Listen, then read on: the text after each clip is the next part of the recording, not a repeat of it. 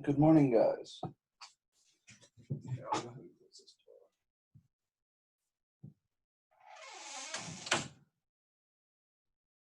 Okay, so today I wanted to get a little bit more practice with this linear approximation thing. But then I wanted to move on to talking about min-max problems.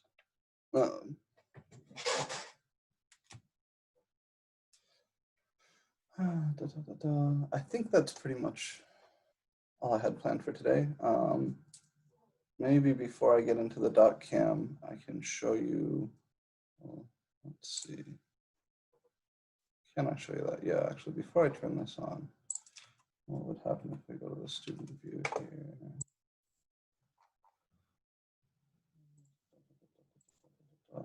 So I finished scanning in all of the feedback for your exams, your exam one, student view.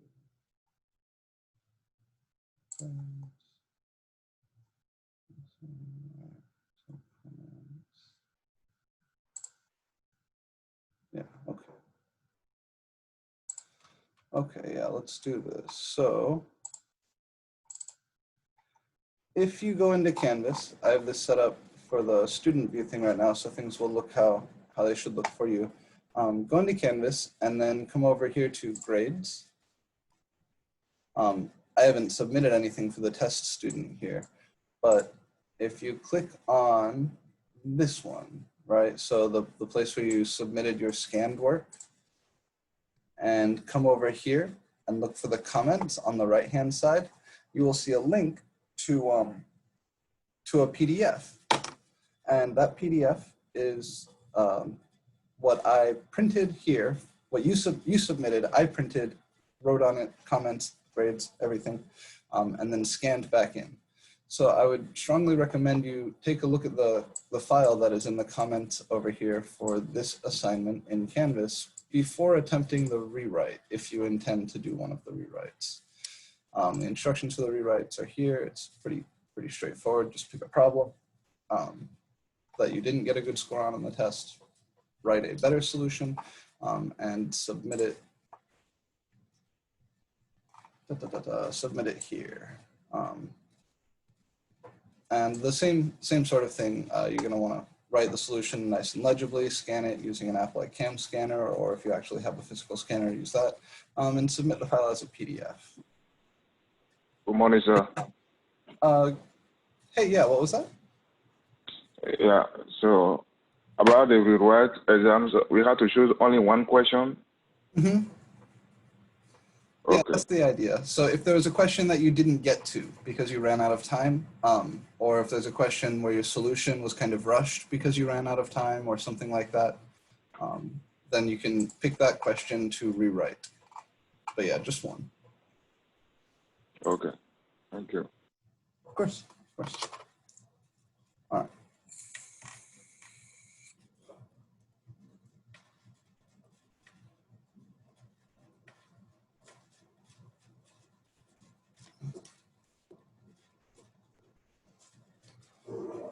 Okay, so this is Calc 1. Today is the 8th.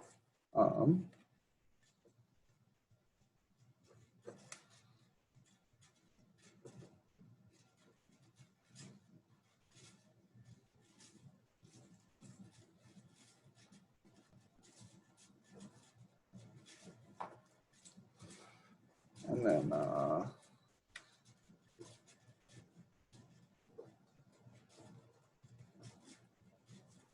okay, so I'll do one more linear approximation example, and then we're going to move on to talking about mins and maxes. So this is going to be our first day outside chapter 3, because this mins maxes stuff is coming from 4.1. But first we're going to do some linear approximation stuff. So find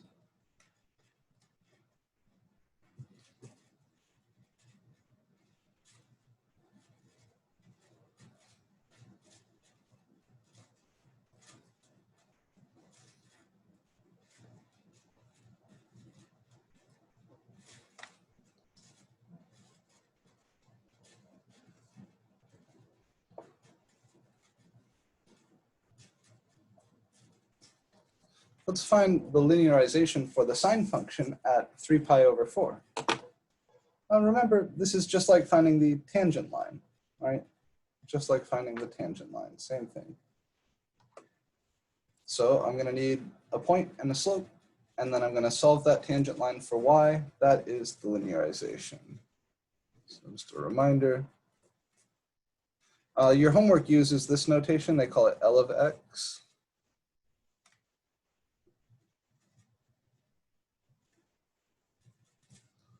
It's the tangent line to f of x at x equals a. And another way to write that, of course, is f of a plus f primed of a times x minus a. All right. And remember what this is useful for. This is useful for approximating values of the function f of x nearby this guy. So maybe I don't want the sign of 3 pi over 4. Maybe I want something, the sign of something just a tiny bit bigger or something just a tiny bit smaller. And that's hard for me to get because that wouldn't be on my unit circle. So I would have to find some way of approximating the sign of that number. One nice way to do that is to plug it into this guy. So let's go ahead and do that. We'll calculate this thing, the linearization.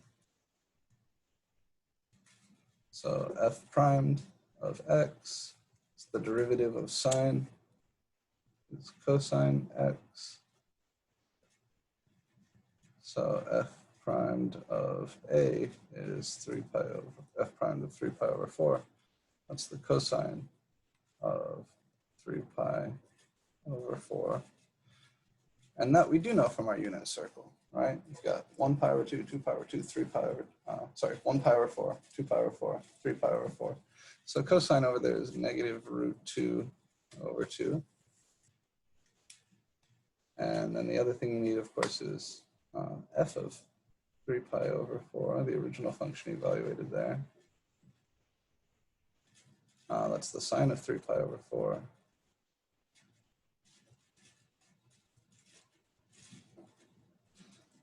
That's positive root 2 over 2.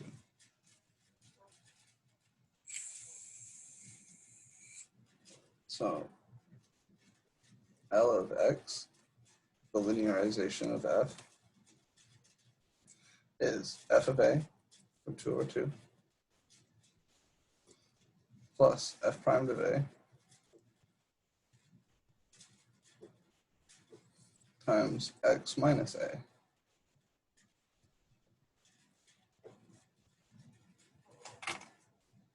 That's it. That's the linearization. The nice thing to remember here is why we do this. So if I sketch the sine function down here,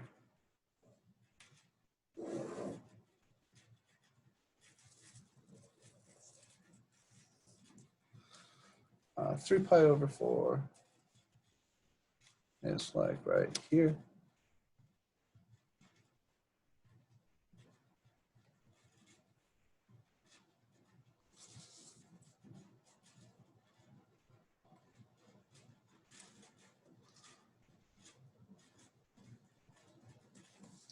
So suppose I had some x value over here that I wanted to approximate the sign of.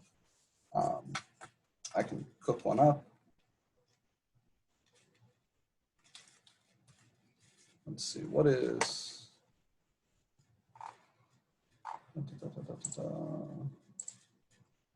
3 pi over 4 is a decimal, about 2.35. So if I wanted the sign of 2.3,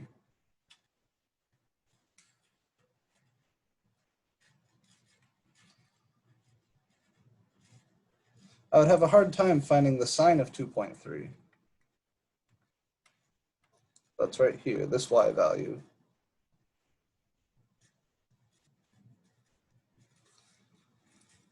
That's exactly the sign of 2.3. This is pretty close.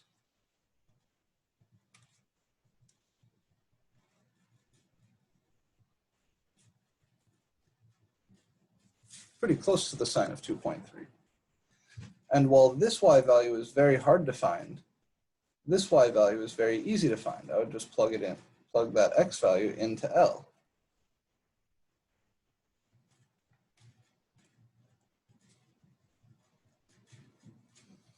This is hard to calculate.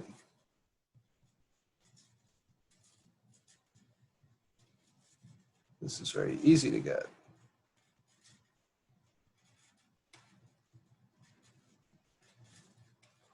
Because it's easy to plug into a linear function, right? It's always easy to plug into a linear function like this. It's hard to plug into the sine function.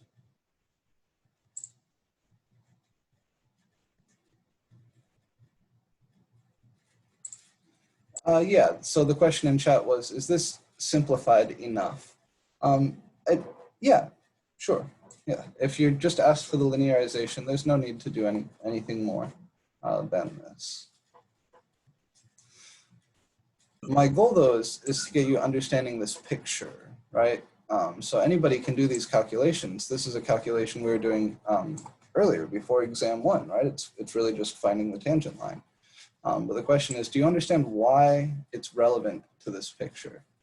And are we comfortable doing the things with the linearization that we would like to do? Can I get a view of the whole page whenever you're going to say this? I'm sorry, could you say that one more time, just a little louder? Can I get a view of the whole page real quick? Yeah, sure. Thanks. Here, this is the start of the problem, so.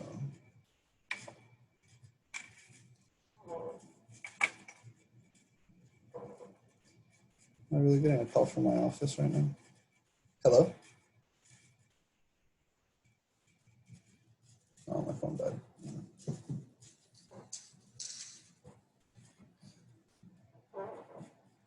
Okay, so if I wanted to know what is the sine of 2.3, I could just plug 2.3 in for x here, and this would give me a reasonable approximation. And that's a nice thing. That's not super easy to get. You know, because the sine function is tricky. If you're plugging in numbers besides those nice numbers from the unit circle, you always just have to go to your calculator. This is essentially what your calculator does. Your calculator has a function like this one that's easy to plug into, that it returns that decimal number with. Their function is a little bit more complicated than this. This is a linear function. They'll probably use like a 3rd or 4th degree approximating polynomial. Any questions on this?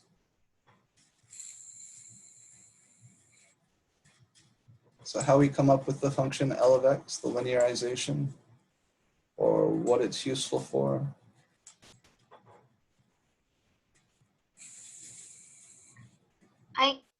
I have a question, Mr. P. Yeah, go ahead. Okay, so the first part of solving for that, I get it. But I guess it's the second part of the graph. Okay. So the basic idea is that some functions are hard to plug numbers into, right? Like the sine function. I don't know, for example, what the sine of 1 is. I have no idea because it's a nasty number. The only numbers that are nice to plug into the sine function are like rational multiples of pi, right? Like 3 pi over 4 or 2 pi over 3, that sort of stuff. So if I wanted to know what is the sine of a weird number like 2.3, rather than trying to calculate that directly using the definition of the sine function, I can approximate that by plugging in here. So let me go ahead and do that.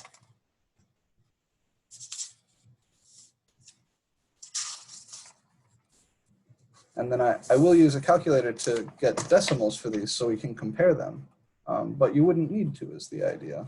So sine of 2.3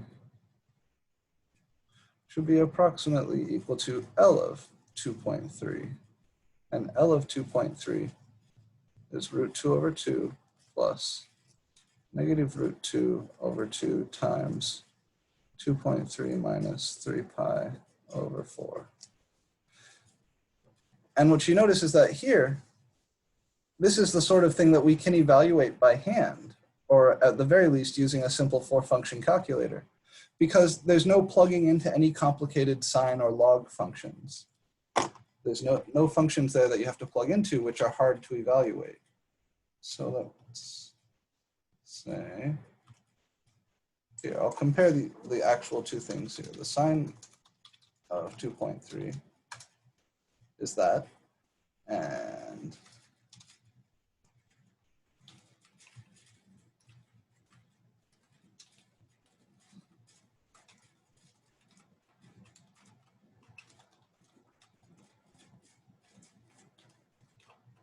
this. Is that right? 2.3 minus. Oh, this is in degrees. Sorry, we need to be in radian mode. There it is. Yeah. Okay, so here's my linearization with 2.3 plugged in, and here's the actual value of the sine of 2.3.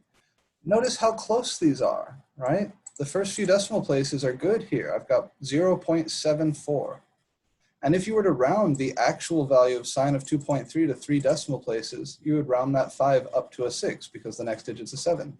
So really, this guy is accurate to 3 decimal places, which is really, really amazing. This on a desert island would be really hard to calculate. This on a desert island would be really easy to calculate, or much easier to calculate. So getting good approximations out for difficult to evaluate functions. That's the purpose of this function L. That's why we do this linear approximation thing. Maybe one more example then. So here, I'll write this down. You can add this to your notes if you want. This was 0.7468. And the actual value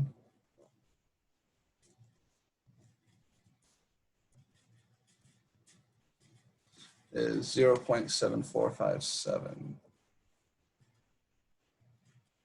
Okay. All right. So the sine of 2.3 is really this, but that's hard to calculate. My function L is easy to work with, and it tells me that the sine of 2.3 should be really close to 0.7468, and it is. It's incredibly close to that. Maybe one more example, something we can do everything by hand, so you can see what I'm saying. This will not be as accurate, but let's try.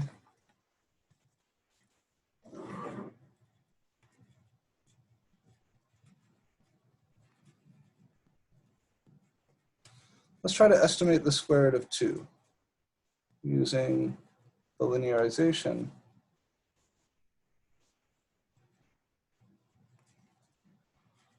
to f of x equals square root x. Now I would need some base number a that's nearby to 2 and expressible as a perfect square. So 16/9 is pretty close, right?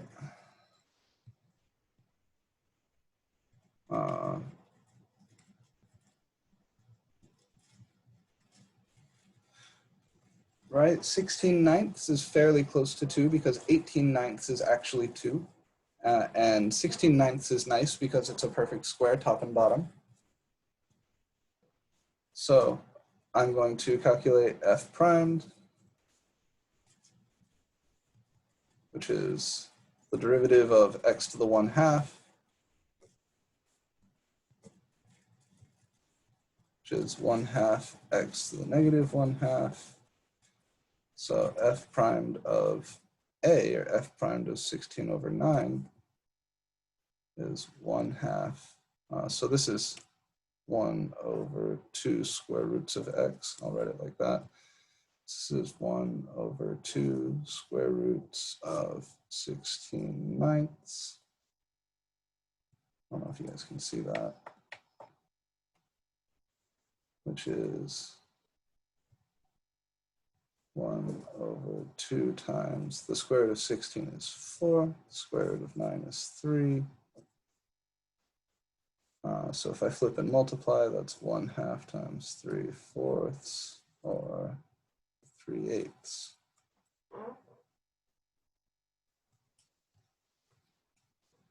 And then f of a itself, f of 16/9 is just 4/3. So L of x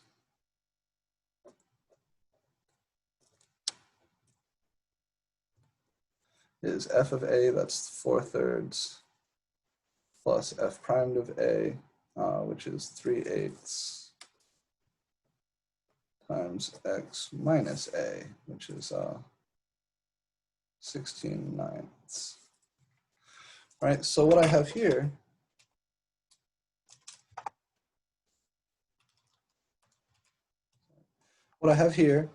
is the tangent line to the square root function at this x value. So I'm going to just graph that in Desmos really quick.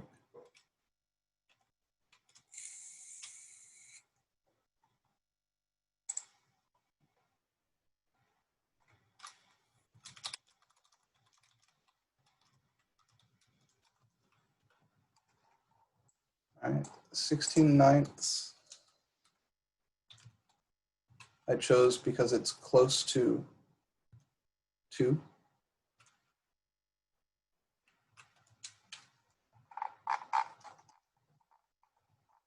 All right, so here's my square rooting function and my tangent line. I'll even write it as L of x equals 4/3 plus 3/8 times x minus 16/9. All right. So here's the point I would like to approximate. I would really like to know what is the y value at the purple dot there. The blue point is my point of tangency.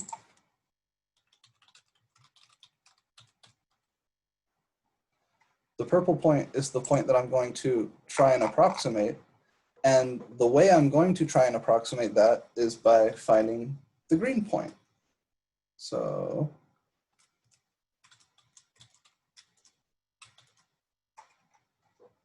the green point, here we go, right?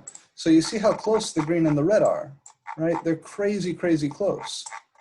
That's because the green is the tangent line to the red, and the tangent line has the right slope, so it stays really, really close to the original graph as long as you're zoomed in. If you zoom out, then the tangent line gets far away from the red graph. But if I want to approximate this point, whose y value is the square root of 2, I can do that using this point. See how close they are? And the green point I can calculate easily. Watch this.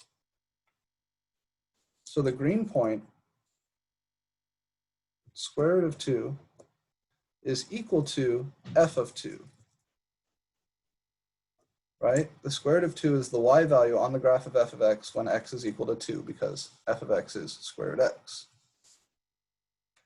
Hard to calculate. But I know it should be approximately equal to L of 2. Because I know that the tangent line stays close to the graph of f. And L of 2 is this linear function with 2 plugged in.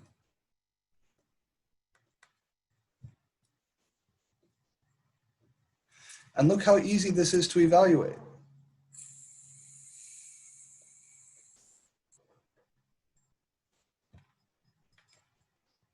2, I can write that as 18/9, so 18 minus 16 is 2/9. That's 4/3 plus, we can cancel one of these 3's.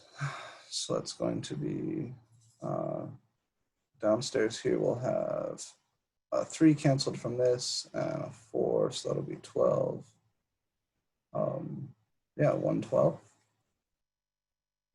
So 4/3 plus 1/12 is, let me see, I would multiply this by 4 over 4, right? So that is 16/17 over 12. So if you've ever wondered, how big is the square root of 2? And believe me, people have wondered. For example, the Greeks would have loved to have known this because they knew that the square root of 2 existed. It was a number. They knew it was irrational. So, okay, shit, it's hard to calculate. But with calculus, we can get this really awesome approximation for the square root of 2. Square root of 2 is like very, very, very close to 17 over 12, right? 17 over 12 is this purple number.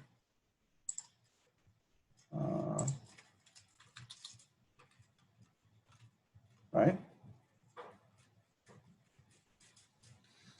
So that's the game. That's the second part. And that's really what's so valuable about this linearization thing. It all comes from this picture. I want this y value right here, but it's hard to get. However, I'm guaranteed that this y value is nearby, and it's easy to get. And look how close they are. 2.141, good to 3 decimal places again.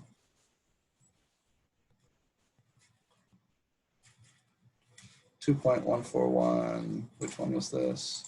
Yeah, 67. And the actual value of root 2, 2.14142.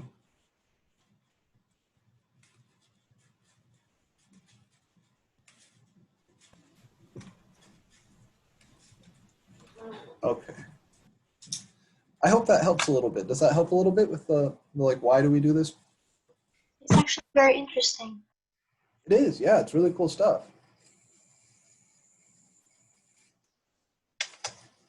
All right, we do need to move on to talking about min-max problems now. So I'll take any questions you guys have about this, but then we are going to move on.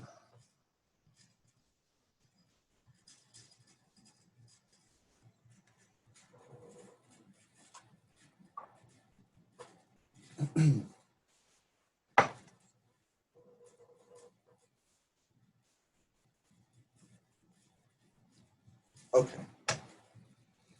So then 4.1, chapter 4 here, has a handful of theorems, and I want to present them to you in the, in the order and language the textbook does. Let me grab my copy of your text.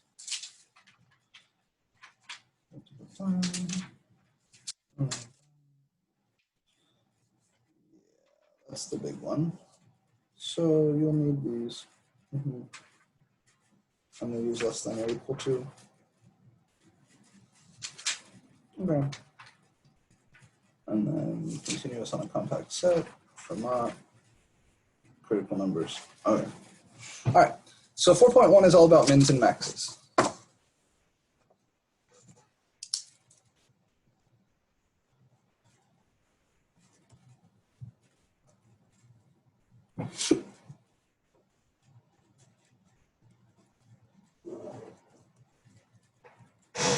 We've mentioned a few times that the horizontal tangent lines seem to be occurring at local minima and local maxima, but we've never defined those. I've assumed that you've known those definitions from your algebra classes, but I'm going to go ahead and define them.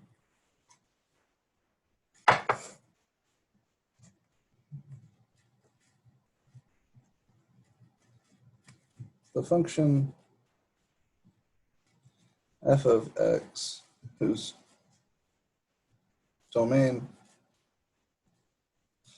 is D, is said to have a, oh, not local, sorry, absolute min at x equals c if f of c is less than or equal to f of x for all x in D, and an absolute max at x equals c if f of c is greater than or equal to f of x for all x in D.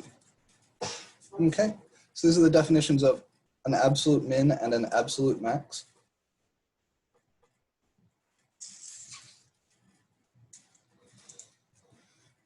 You have some function, and if the y value when x is equal to c is smaller than, that's less than or equal to, the y value at any other place, right, for all x in D. So this f of x is the y value anywhere in the domain. If f of c is less than or equal to that, i.e. this is the lowest point anywhere on the graph, then that's an absolute min.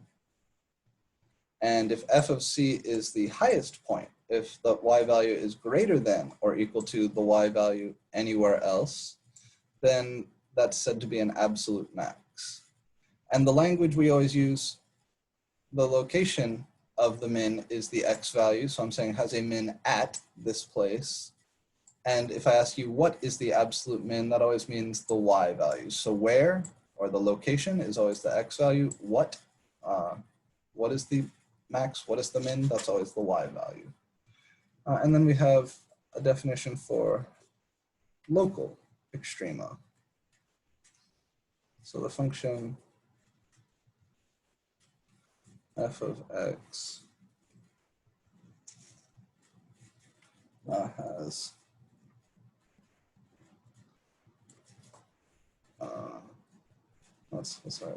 has a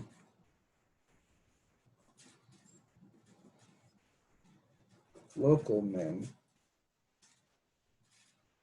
at x equals c if f of c is less than or equal to f of x for all x near c, and a local max at x equals c if f of c is bigger than or equal to f of x for all x near c. Right. And so a local min or a local max has the same definition, just instead of that inequality needing to be true everywhere in the domain, the inequality only needs to be true nearby. So in other words, a local min is a place where you could zoom in, and when you zoom in, does it look like an absolute min in that box? If you can find some box such that the point you're concerned about looks like an absolute min in your zoomed in box, then that's a local min.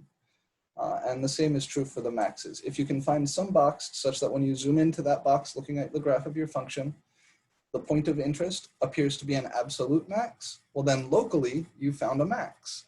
So you call that a local max. Okay. So some simple examples. If you look at the graph y equals sine x, he has lots of mins and maxes.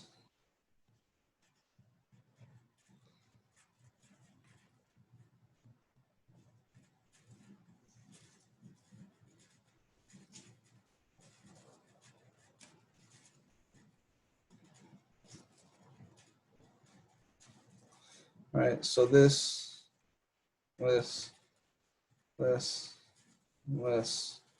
are all extrema, right? So these things together, mins and maxes, they have a name to refer to them all together. They're called extrema.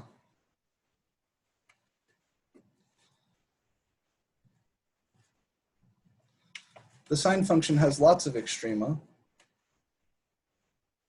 This is a local max, because if you zoom in here, that looks like the tallest the function ever gets. It's also an absolute max, because if you broaden your scope to the whole domain of the sine function, which is all real numbers, it never gets larger than this point.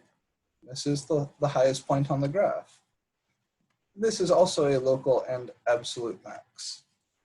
In fact, all of the tops of the hills on the sine function are local and absolute maximum.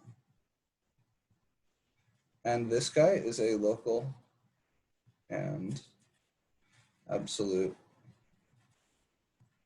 min.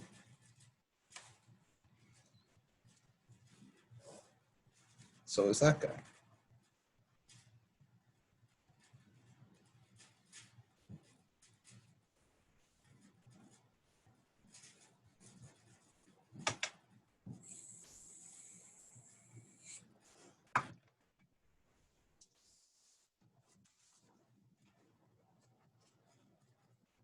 if you look at something a little bit more complicated,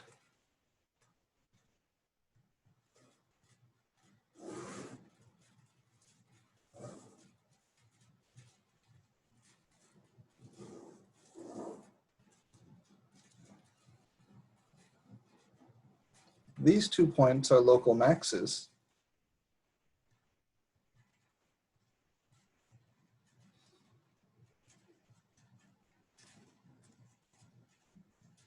This point is a local min.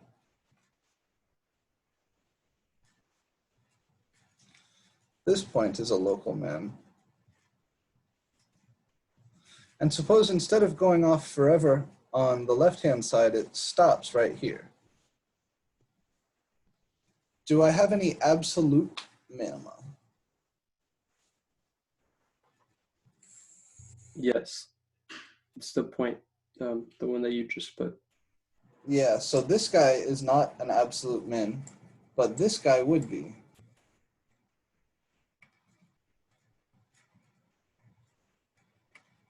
Is it because it stops at a point?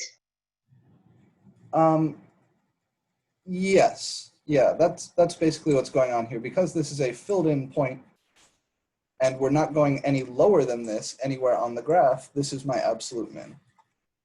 So the question you should be asking, once you have a point in mind, is this y value the smallest y value anywhere on the graph? And the answer here is yeah. Yeah, this graph never dips below this point. This is the absolute smallest the y values ever get. It is the absolute lowest that graph ever dips. So that is the absolute min. Now my question for you would be, is that also a local min? Would that be no?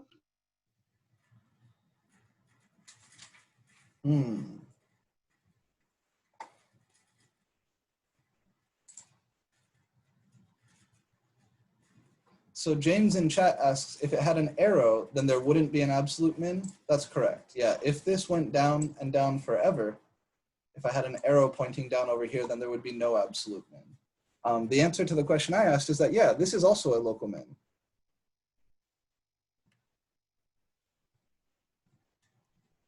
Because if you put a little window around this, is that the lowest point in that window? Yes, it is, right? So your absolute extrema are often also local.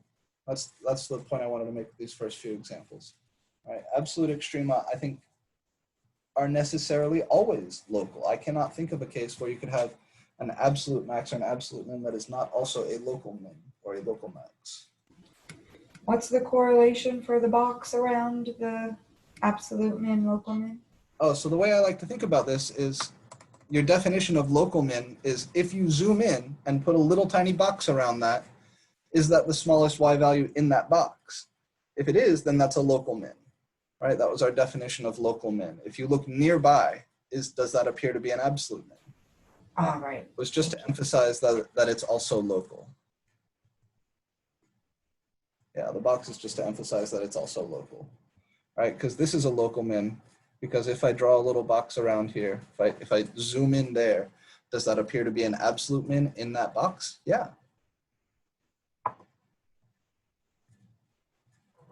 Okay. So a fun question to ask is how else can a function fail to have an absolute min or an absolute max? And there's a few different ways. There's one we've seen in the example above where, a lot of polynomials, well, all polynomials have end behavior that is like going off to plus infinity or minus infinity. So polynomials don't tend to have local extrema unless you restrict or don't tend to have absolute extrema, sorry, unless you restrict their domains. But there's other things that can go wrong too. So let me just start with something like this.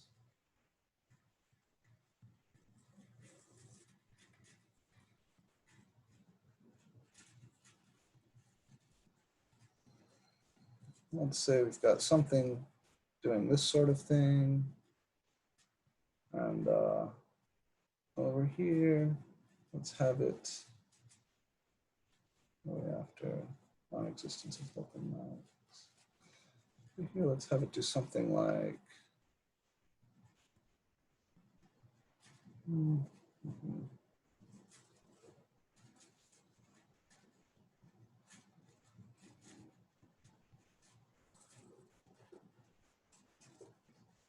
something like this. Okay.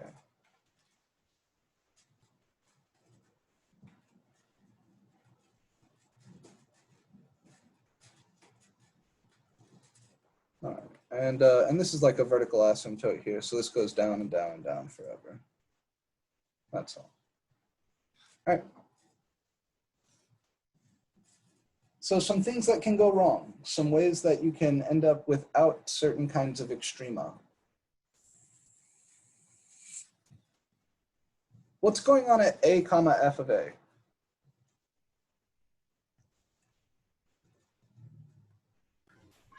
It's a hole Yeah, there's a and hole a jump. there, right? So this hole says that the point on the graph associated with a is really this guy, not this guy. So my question is, are there any extrema at x equals a?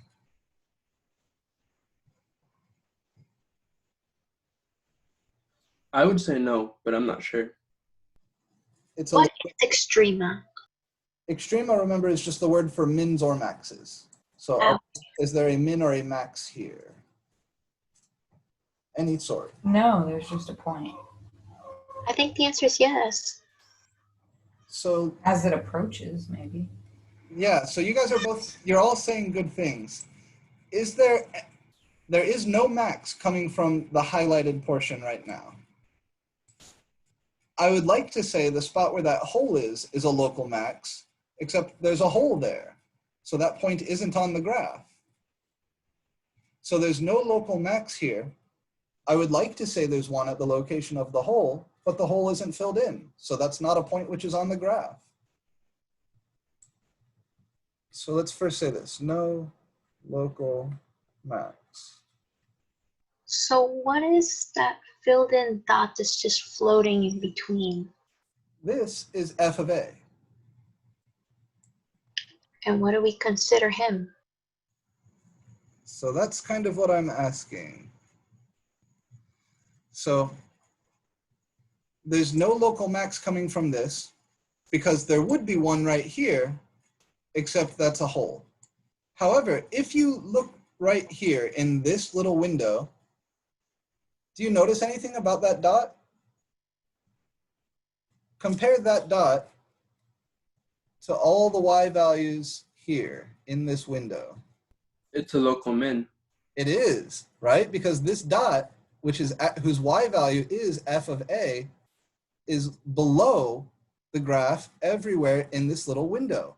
You can put a little box around this such that within that box, this is the lowest point on the graph, which means this is a local min.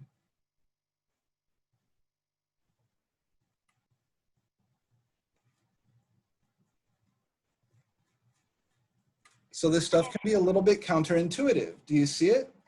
We said, if that's the lowest y value, or the smallest y value anywhere nearby, then that is a local min. And if I draw this little window, this little highlighted window around x equals a, you see that this point right here, which is actually f of a, is the smallest y value anywhere nearby. So not only is it not a local max, it's actually a local min. I have a question. Yeah. So if I were to take that dot and I would put it on top of the hole, it would be considered a local max? Yes.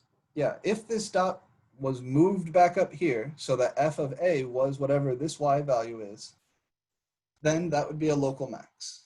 How about above the dot? I mean the hole. Good question. Still a local max. Perfect. Still a local max for the exact same reason that this is a local min right now. If the dot was up here and I drew this little window, then that dot would definitely be the largest y value anywhere in that window, right? So that would make it a local max. What does it say next to local min? Y equals? Or yes? Yes, yeah, yes, local max. So no, sorry, no local max, yes, local min.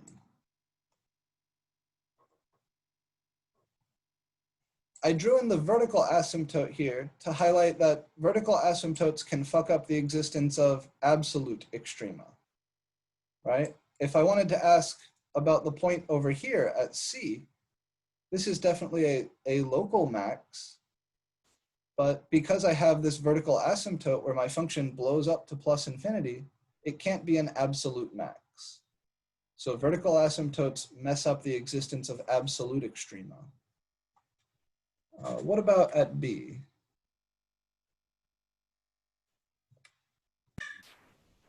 No, for the same reason. So here, right, there's no hole or anything going on there. That point is on the graph. So there's no local max for sure.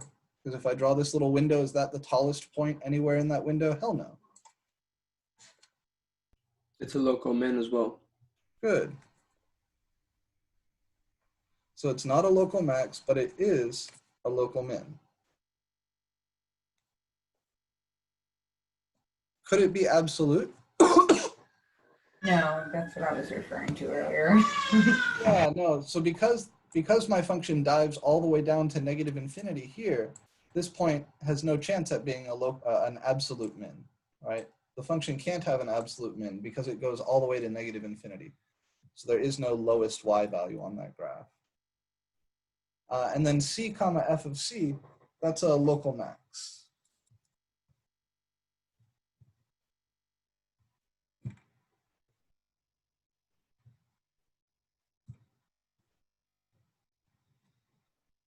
So it's definitely not a local min, but it is a local max.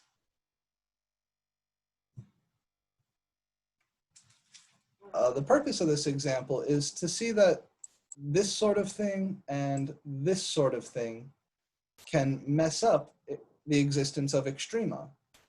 In other words, discontinuities mess up the existence of extrema. Right, both of the kind of weird features here, this guy, which ruined my local max, and this guy ruined my absolute max and min, are both discontinuities. And so that brings us to our first theorem here.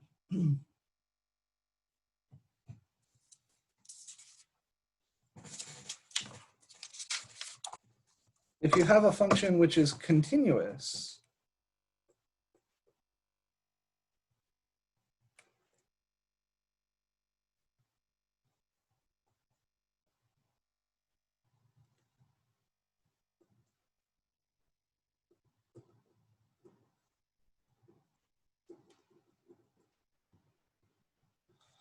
on a closed and bounded interval, really any set which is closed and bounded must attain an absolute max, absolute min, and absolute max there.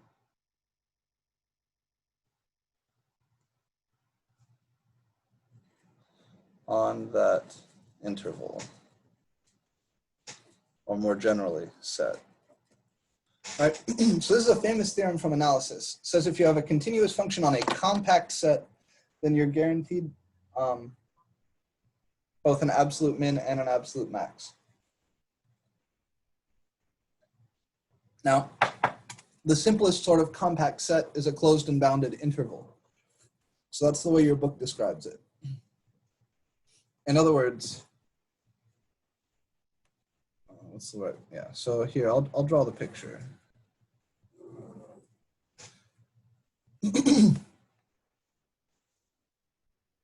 So my function is defined only on this compact set.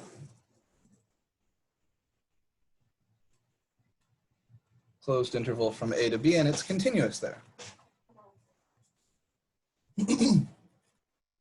So no matter how I draw a continuous curve, if the endpoints are filled in, then I have to have a tallest point and a lowest point.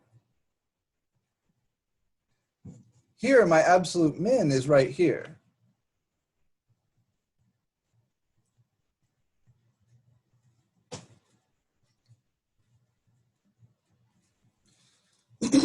And while I don't have an absolute max coming from any of this like local behavior here, I do have it over here at the end point.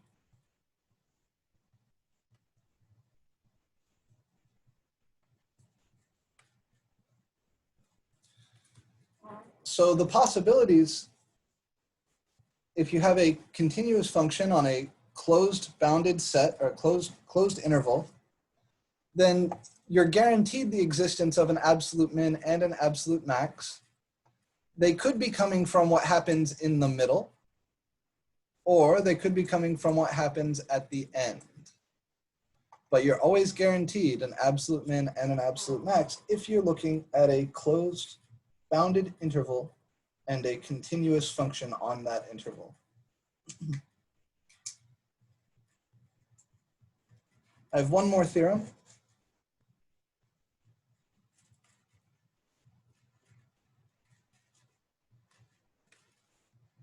This is called Fermat's theorem.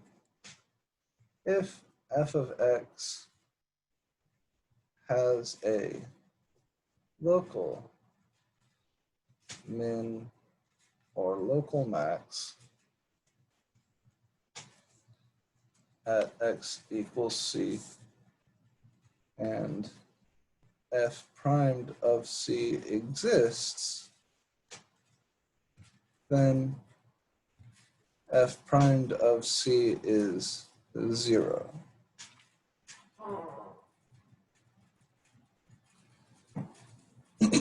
So the second theorem here, Fermat's theorem, is how we hunt for local extrema. Tells you if you have a local min or a local max and your function is differentiable at that point, then the derivative will be 0 at that point. So think about this guy. This is definitely a local max.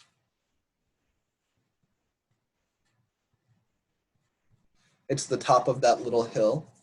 And right there, the tangent line is horizontal.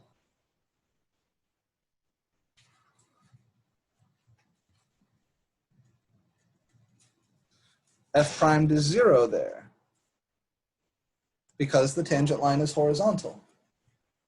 You could say the same at this min down here, which also happens to be local.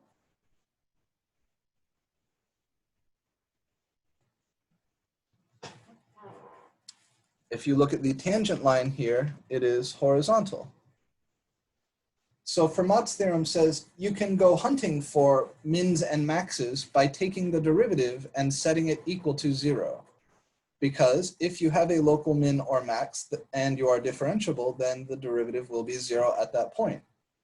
So you can, if you want to find all the mins and maxes for a function on a closed bounded interval, you first take the derivative and set it equal to 0. That'll find all of the local extrema, except for maybe the guys at the endpoints, right? Which are technically local, but you don't have a tangent line there because they're endpoints. So you take the derivative, you set the derivative equal to 0, and you look at all of those points you get out. Those will be your local extrema. And I'll show you a way to test for whether or not there are local mins or local maxes. This is a local min.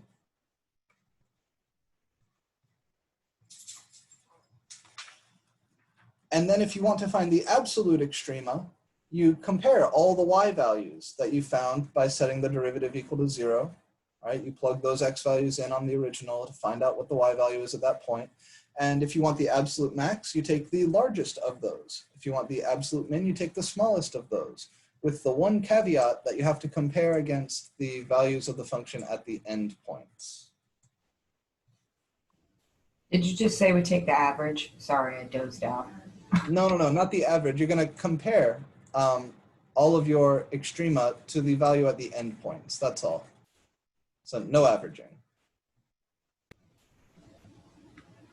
But none of them would be because, Well, so if I compare to all these y values, right, the y value here, right, here, here, and here, I would find that this one is the smallest, right? Yeah. It's the only one that's negative. So I would know, oh, okay, that's my absolute min.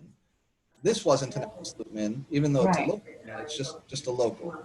And similarly, Okay. I find that this is the largest. So I know, oh, okay, well, this local max I found here isn't the absolute max, it's just a local max.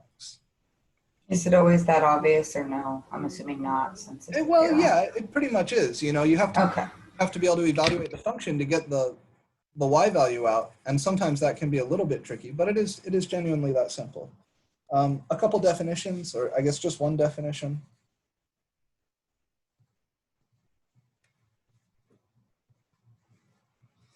A critical number, yeah. So the number C is called a critical number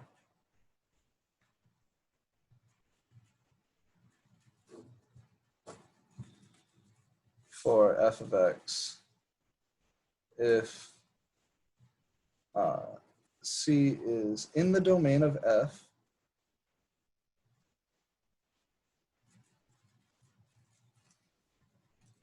and f primed of C equals 0, or f primed of C does not exist.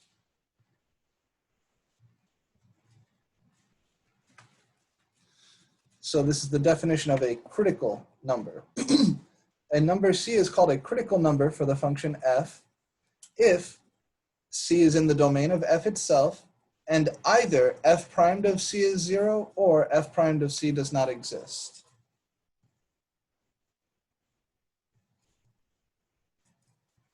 And then one more little theorem.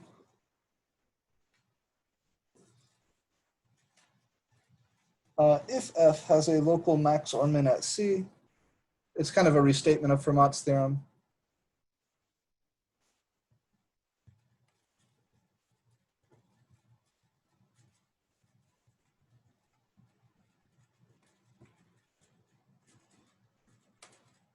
Then C is a critical number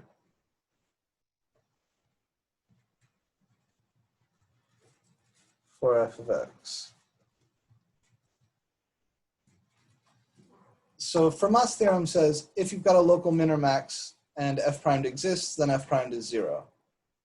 And this theorem says if you've got a local min or max, then either f primed is 0 or f primed does not exist.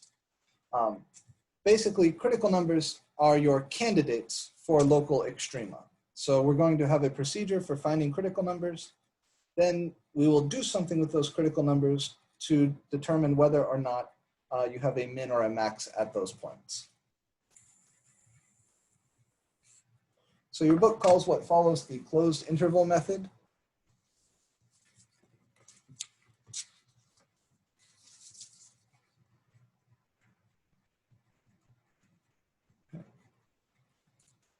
So finding, this is a method for finding all mins and maxes for the function f of x on the closed interval. Call it AB. First, you find all the critical numbers for f.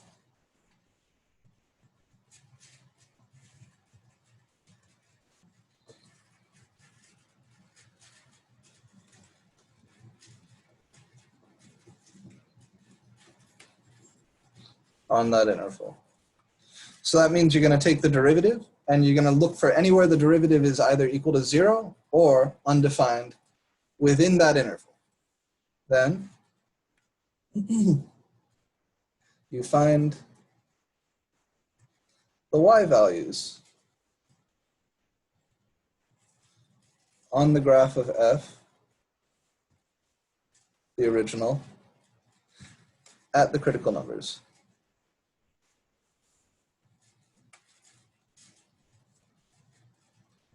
And then 3, you're going to compare the y values.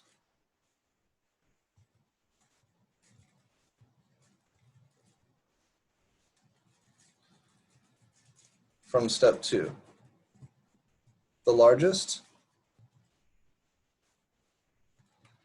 is the absolute max, and the smallest is the absolute min. The only catch here is from 2 and x equals a and b. So it doesn't say this, but in the third step, I'm like shocked that the book doesn't say this. Oh, they say find f at the endpoints. Yeah. So here's the idea.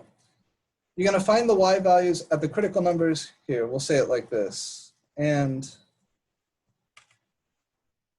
endpoints. That's a little smoother. So first you find all the critical numbers. Then you calculate the y values at each of those critical numbers and at the endpoints, a and b. Then you compare all of the numbers from step 2, that is the y values from the critical numbers and the y values from the endpoints. The largest one will be your absolute max, the smallest will be your absolute min.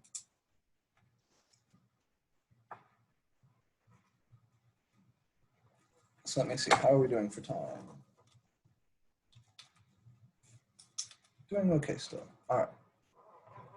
So let's solve one of these problems. Let's find all of the minima and maxima. Do they not teach the number line here? They might not. The value theorem. Determinate forms. Yeah, okay.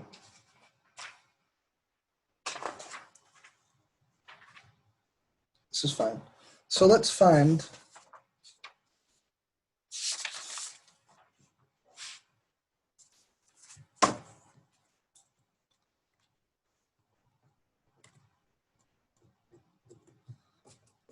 the absolute min and absolute max for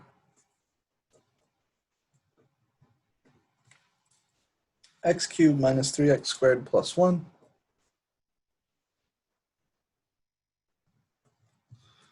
on the interval -1/2 to 4.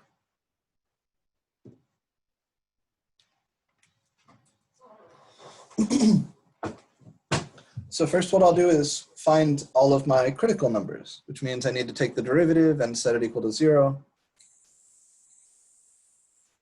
See if there's anywhere that this function is having a horizontal tangent line. So f prime of x, that's 3x squared minus 6x, which is 3x times x minus 2. So the critical numbers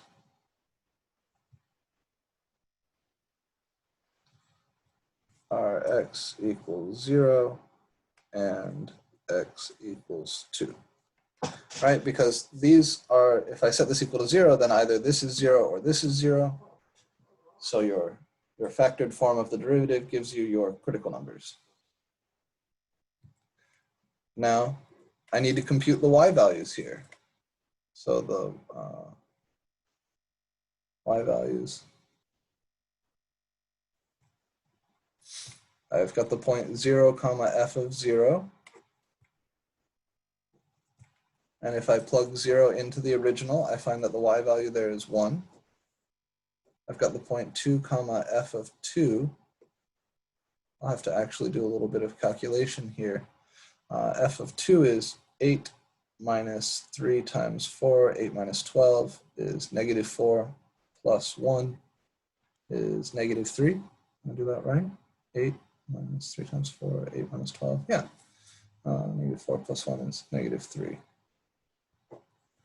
And then also the endpoints. right? So we need -1/2 comma f of -1/2 and 4 comma f of 4. So to calculate f of -1/2 and f of 4, I'm going to come over here and actually do a little bit of scribbling. So f of -1/2 is -1/2 cubed minus 3 times -1/2 squared plus 1. That's -1/8 minus 3/4 plus 1. And if I want to combine these guys, then I need to write this with denominator 8.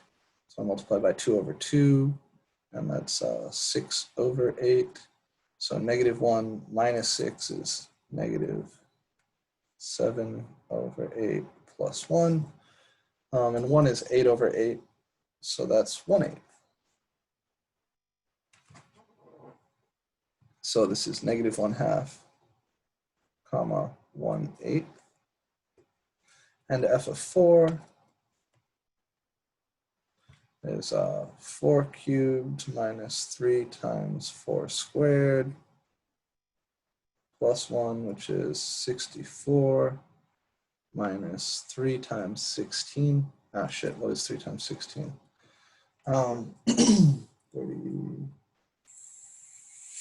48 plus 1. 64 minus 48, that is 16. So 17. Okay.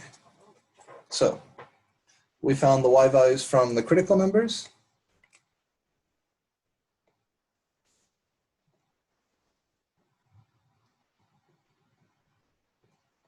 And from the endpoints.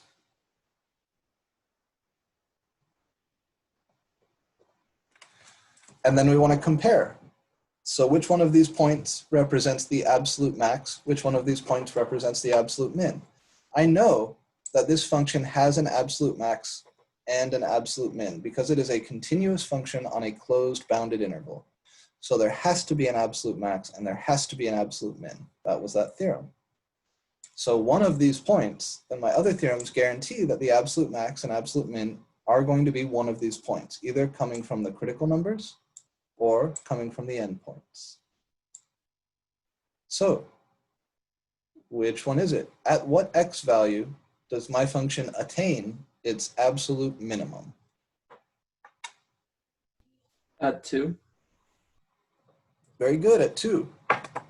Right? The y value when x is equal to 2 is -3, which is the smallest of all these y values. It's the lowest point on the graph. Where does my function, at what x value does my function attain its absolute max on this interval? At 4. Good, at 4, yeah, because this is the tallest of all these points. Then something else must be going on at the other points. Here, I have a critical number, which means I must have a local extrema of some sort, but I don't know necessarily what. We can look at the graph in Desmos.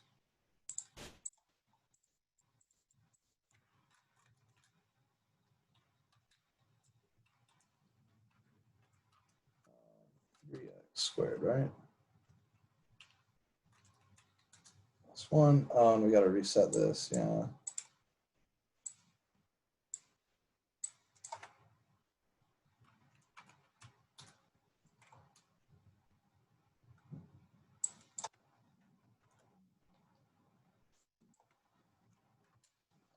All right.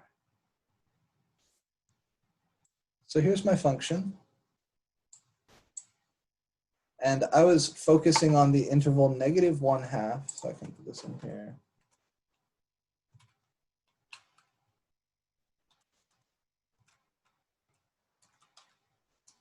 On this interval, right? These should be less than or equal to, so I just don't have the nice way to, oh, there it is. There we go, all right. So here is my function on the interval I was looking at. We found our absolute max over here, 4, 17.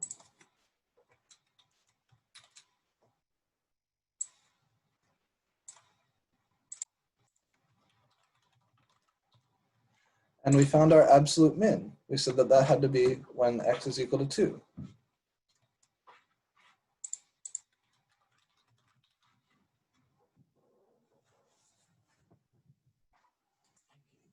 Come on. And then the other points that we found, 0, 1, and our left endpoint, this guy turned out to be a local max. So he was one of our critical numbers, but he was not an absolute max. A question you should be asking yourself is, how could I tell, is there any other way for me to tell that this point would have been a max and not a min? If I didn't have the graph, if I couldn't use Desmos, is there something I could have done to figure out that this was a max rather than a min? I knew that I had a local extrema there because I have a horizontal tangent line, and Fermat's theorem guarantees that that'll be a local min or a local max, but it doesn't tell me whether I will have which one, right? It doesn't tell me whether I'll have a min or a max, it just tells me I'll have one of them. And that's a question that I'm not going to spoil for you here. We're going to talk about that in one of the later sections. We talk about how the derivative affects the shape of the graph. For now, this is the skill we want to be practicing. So You said that that is a local min? 0, 1? 0, 1 is a local max. Oh, And okay. the question is That's what I there some thought. way, yeah, is there some way I could tell that this was a local max rather than a local min without the graph? So that's the question. What's different about the behavior here at this point, which is also a local min, to this point, which is a local max? They both have horizontal tangent lines, but is there some way I could know that this was a min and this is a max? You have to compare it with the other points. Well, you could even have multiple local maxes and multiple local mins. And so it would be challenging for me to figure out that this is a local max without plugging in some of these other very nearby points, right? If I knew that if I was able to plug in a bunch of points that are really near 0 and discover, oh, well, 1 is actually bigger than all those y values, then yeah. But these are hard numbers to plug into a polynomial like that, right? Like, 0.35 or whatever. I don't particularly want to cube that and then subtract 3 times that squared. And if it was a nastier function, it would be harder still. So think about the shape of the graph here. That's sort of what I'm getting at. Is there something about the shape of the graph here and the shape of the graph here that tells me that this is a min and this is a max? Like I'm increasing on the way in and decreasing on the way out. Here I'm decreasing on the way in and increasing on the way out, that sort of thing. But we'll talk much more about that. Turn to the example here. So our absolute min occurs at x equals 2, and the min value is -3. Also, the absolute max, so this is step 3, the absolute max occurs at x equals 4, and the max value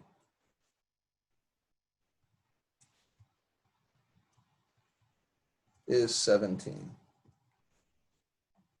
Okay, so this is our 3-step process for finding absolute mins and absolute maxes. And along the way, we do find some local extrema also. But we won't know for a little bit longer how to determine what kind of local extrema we have. So what could I have done algebraically to know that this point would have been a max? Not much right now. But if you start thinking about increasing and decreasing for the shape of the graph near that point, you will start to discover what we're going to talk about next. Questions on this procedure?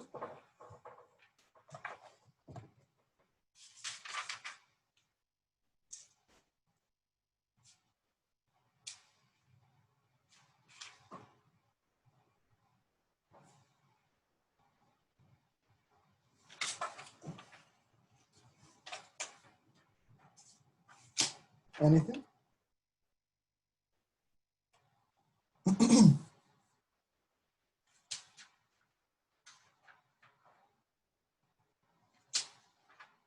pretty straightforward, right? Take the derivative, set it equal to 0. Also check anywhere it's undefined. Those will be your critical numbers. Then compare all the y values at the critical numbers and the endpoints. The largest of those will be your absolute max. The smallest of those will be your absolute min. If there aren't any questions, then I wouldn't mind going on to discuss the mean value theorem a little bit.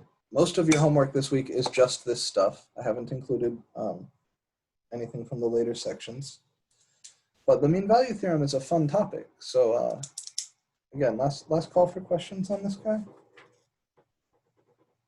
How did you get the critical number 2? So I set f primed equal to 0. Right. And that's 3x times x minus 2 equals 0. So the 3x term gave me the 0, and the x minus 2 term gave me the 2. Oh, silly me. I set each Thank factor you. equal to 0. Yeah, no problem. You're good, you're good. Let's see, there is a little bit of piecewise curve graphing here, and I think that's something that we need a little more practice with. So rather than jumping to the mean value theorem, let's do this extrema hunt again, but in the setting of a nice piecewise function. So how about this guy? Okay, so find all extrema for the piecewise function f of x equals x squared if -1 is less than or equal to x is less than or equal to 0, and 2 minus 3x if x is between 0 and 1.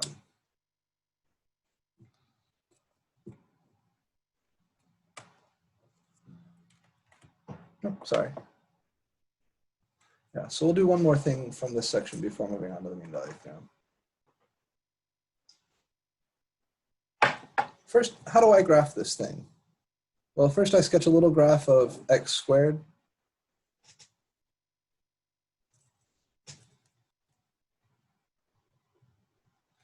And then I sketch a little graph of 2 minus 3x.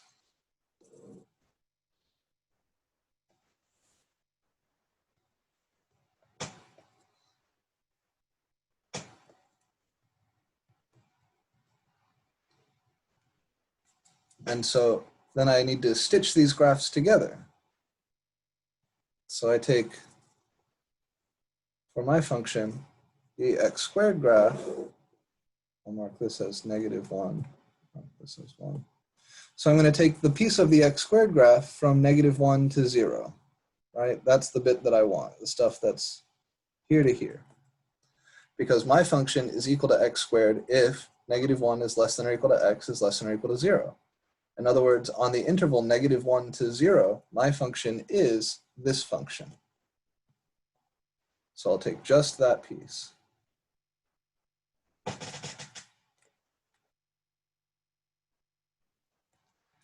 And then if x is bigger than 0 and less than or equal to +1, it behaves like this guy. So if that was 1 there, then this should be 1 here. And we got to come all the way up to 3 here, or sorry, to 2. Yeah, okay. So open here, and then when x is equal to 1, that should be down at -1, right? And closed here.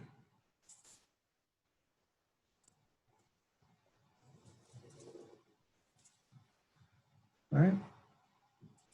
So here's 1.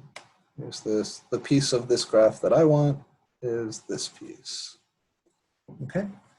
So this is how you graph piecewise functions, right? You graph each of the pieces, and then you chop out the piece that you want for your function and put them together. All right. So this right here, the big graph, is y equals f of x. And I want to find all the extrema. Any local mins, local maxes? Any absolute mins or absolute maxes?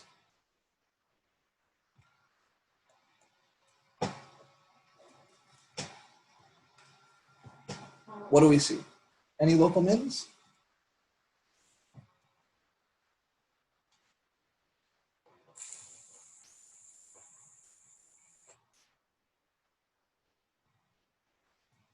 Maybe at x equals 0. Yeah. If I look just nearby x equals 0 here, this point is the lowest point on the graph, right? If I compare to something over here, it's taller.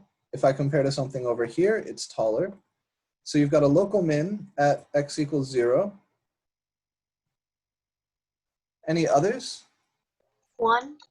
Yeah, this point down here is also a local min.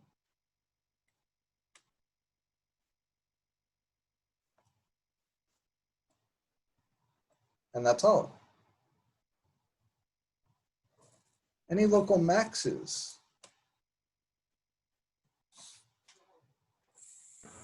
X negative 1. Good.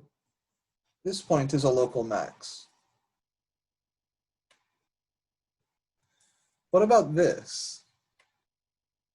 You said earlier that no. Good, yeah, exactly. The point on the graph at x equals 0 is the point down here, not up here, because this is a hole, right? This is empty. So 0 is not a local max, right? The only local max is at x equals negative 1. Any absolute mins?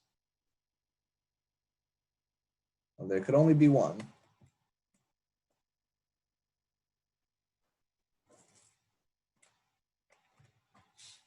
-1. Yeah, so this point down here, right? So the absolute min occurs at x equals 1, and the min value is -1.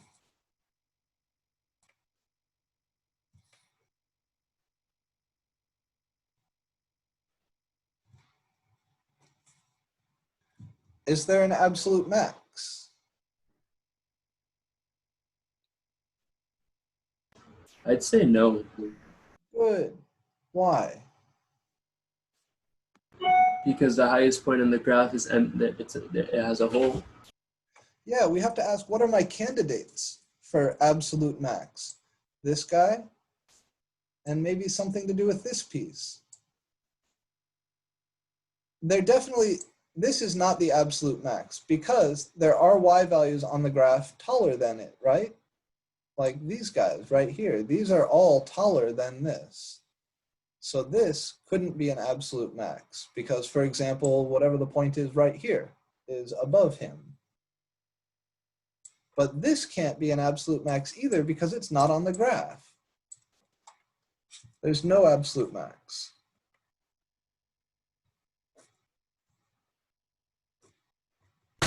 Why can't you say it's as x approaches 2 from the right? Well, as x approaches 0 from the right, the That's y what I meant. are approaching 2. That's true. But remember, an absolute max has to be a point on the graph that is taller than any other point on the graph.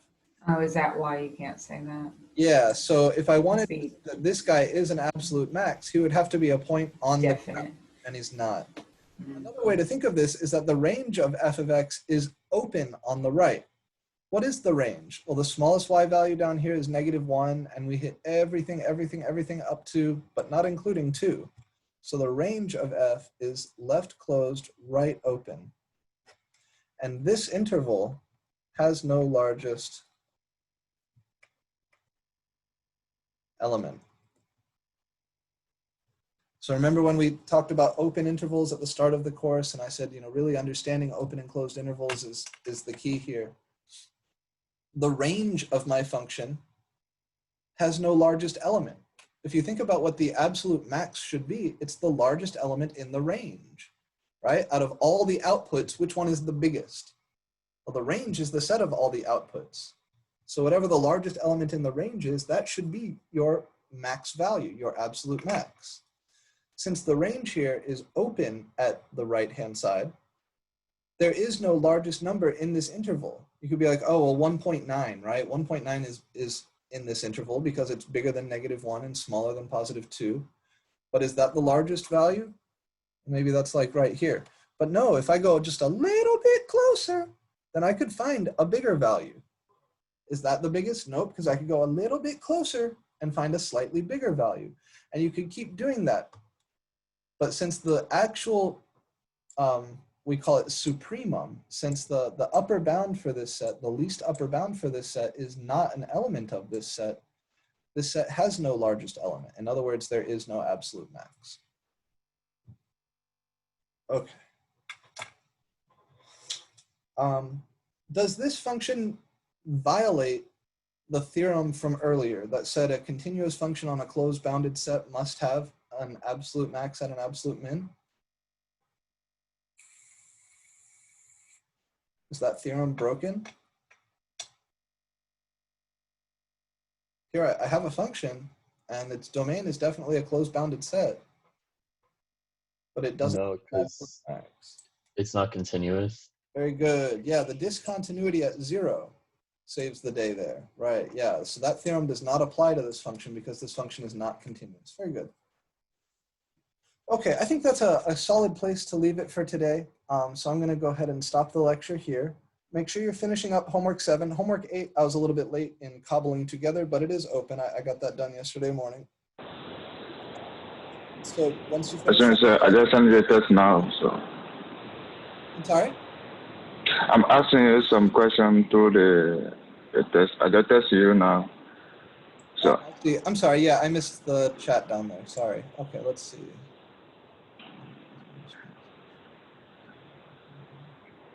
Oh, okay. Yeah. So there is there's a question in the chat here. Hutanji was asking, why is it not the case that a continuous function must be differentiable? So lecture for today is done. If you want to hang around to see the answer to this question, you're welcome to do so. Please finish up homework 7 if you have not done so yet, and then move on to homework 8. Homework 8 is all finding mins and maxes, but there are some somewhat tricky things in there like this shit that will require you to think a little bit. So that's it for today. If you want to leave, you're welcome to leave. There was this question in chat. Why is it not true?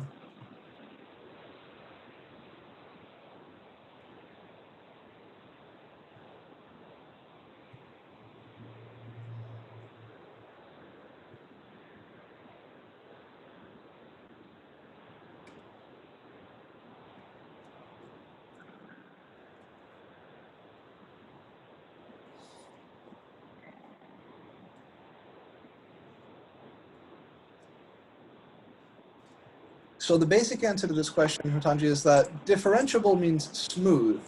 Continuous means connected. So is it possible to have a curve that is connected but not smooth? The answer is yes. Yeah, for sure. So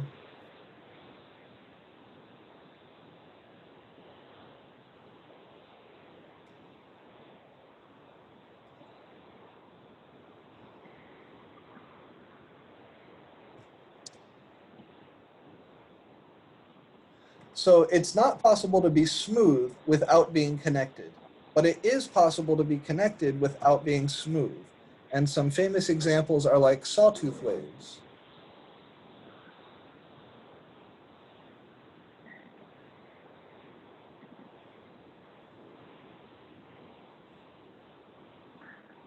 Right, so something like this is connected, so this is continuous, but it's not smooth.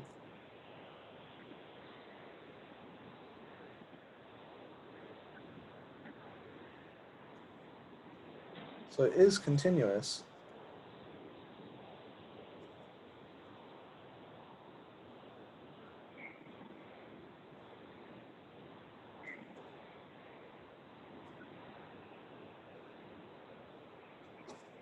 Right, so for instance, at this point,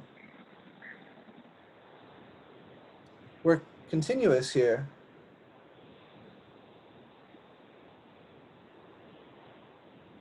but not differentiable.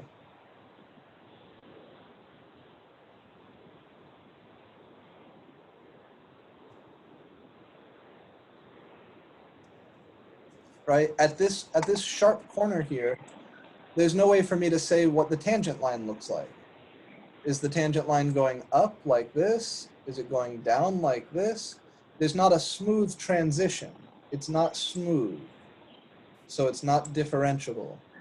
But it is connected, so it is continuous, right? This is a continuous function, but it's not differentiable at any of these pointy parts. So that's how it's possible to be continuous, but not differentiable. The classic example of this is the absolute value function. This is continuous at 0.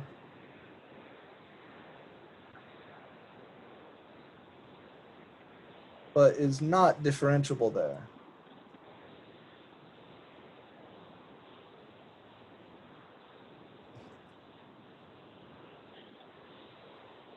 Another example, x to the 2/3. This is continuous at 0.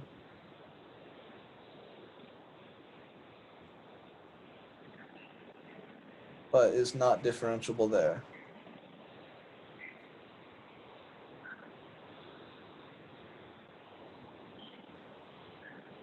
So this guy, these are both like, they have sharp points on their graphs at x equals 0. The careful argument to show that this function is continuous at 0 but not differentiable at 0 is actually in your textbook. If we come back here, probably in here.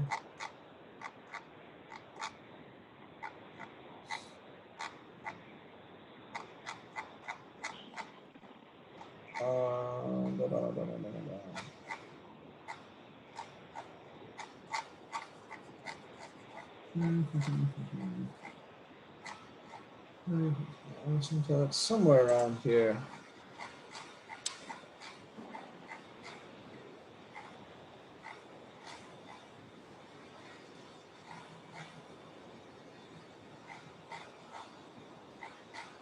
Let's see, I don't remember exactly where it is, but we've gone through it in class a few times. I think this is it. Yeah, here we go. So where is this function differentiable? They show that if x is bigger than 0, the function is differentiable and has derivative 1. If x is smaller than 0, then the function is differentiable and has derivative -1. But if you look at 0, the function is not differentiable, because if you compute the left and right limits independently, you see that they are different, which means f primed of 0 does not exist, so f is differentiable everywhere except at 0. Another way to think of it is, what would the derivative look like? The derivative for this absolute value function here, here's the original. Here's what the derivative would look like. The derivative has this weird jump at 0. The derivative is undefined at 0, in fact.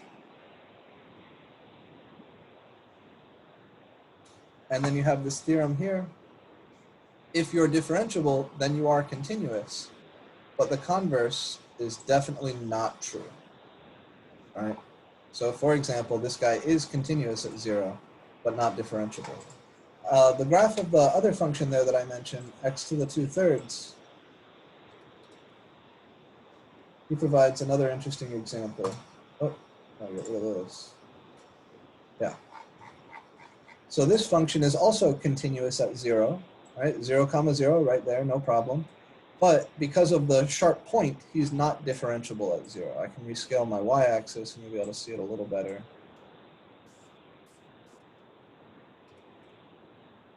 Right? You see how pointy that is? So because the graph is not smooth, because it's pointy, it's not differentiable. But it is continuous. It's one solid connected piece. So differentiable implies continuous, but continuous does not imply differentiable. Does that help? Can you give some example of the graph where the function is differentiable? Where it is differentiable? Yeah. Yeah, I mean, like any polynomial graph.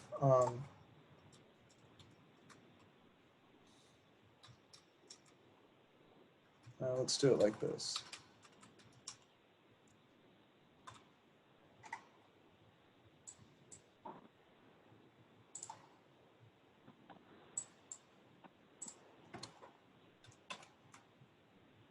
right? So this is a continuous and differentiable function, right?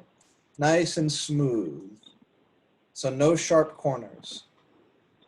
As long as you have no sharp corners, as long as you're nice and smooth, that will be continuous and differentiable. Or, you know, the sine function.